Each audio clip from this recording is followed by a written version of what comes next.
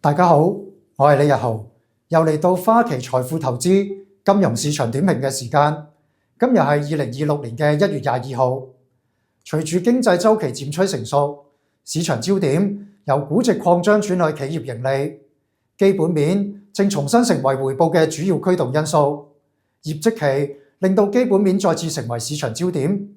花旗分析員相信，美國處於最有利嘅位置，有望實現市場嘅高預期。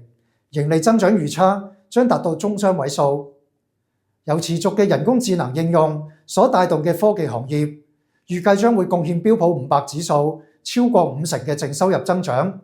不過，我哋亦都建議採用降齡策略，喺維持美國大型股核心配置嘅同時，亦都捕捉全球強勁嘅名義增長所帶嚟嘅投資機遇，例如係新興市場同埋 AI 供應鏈相關嘅原材料行業。